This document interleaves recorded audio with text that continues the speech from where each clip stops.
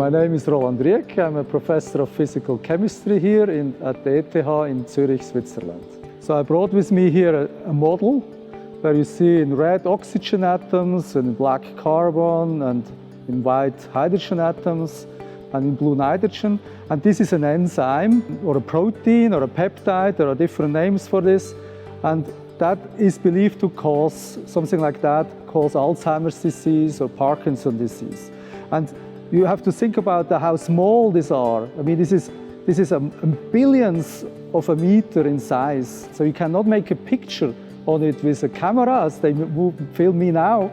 So you have to have indirect methods, different methods. And magnetic resonance is such a method. With nuclear magnetic resonance, we try to measure every hydrogen atom a probe. It's like you have a thermometer in a country. And so we would like to measure all of them. And we would like to measure interactions between these entities. So we measure this distance, this distance, this. This is like when you phone with your iPhone, you see whether you have a strong connection to the antenna. When you are close, that means like these two hydrogen atoms have a strong signal, or if they are far apart. And you can imagine you have thousands of these hydrogen atoms everywhere, and they, of course, are difficult to resolve, to be able to see it. And the higher the magnetic field there is, the better we can resolve them, and we see high resolution. It's like when you look at your TV in the old times, and now you look at your computer, a movie. It's a higher resolution. And that's a little bit more expensive here in the back than a computer, but that's what it is, right?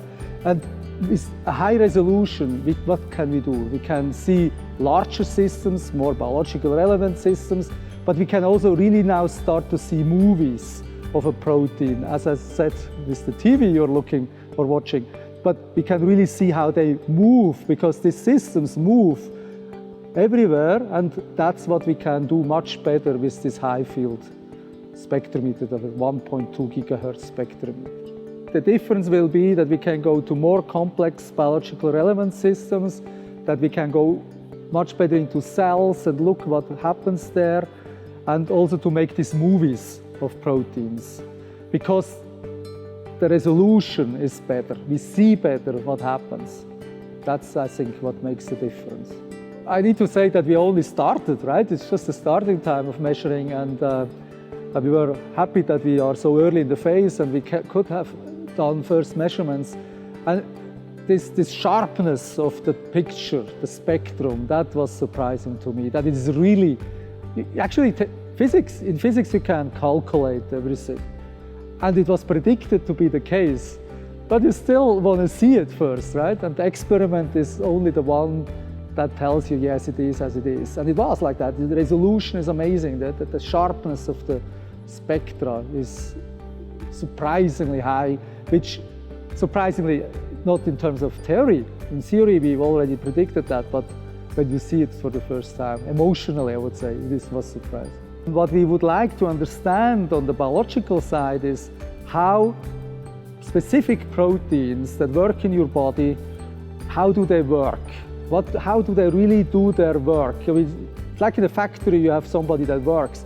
You want to see how are they doing it, because then you also can interfere or support it in terms with drugs.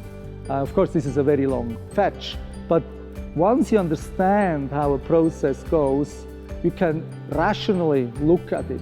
And that's what we would like to do in the area of Parkinson's disease. We would like to understand what exactly happens. We would like to get pictures and movies of these systems. We would like to maybe destroy these entities, right? So that they cannot be toxic anymore. And we destroy them by possibly finding some small molecules that will do this job. NMR is one of our main methods. But we use a lot of other methods, electron microscopy, circular dichroism, fluorescence spectroscopy, whatever, in terms to understand how proteins aggregate, and then this aggregation causes a disease like Alzheimer, Parkinson, diabetes type 2. And NMR is our expertise. So there are several groups in the world that have similar expertise, and we can use and exploit that technology to contribute from a different angle to these diseases. And so that's our major expertise, and from there we grow out. But it's not the only method anymore, because the systems are so complex, these diseases are so complex, that we need all possible methods to bring together. Also in collaboration with others, of course, biologists or medicine, that we start to understand these diseases.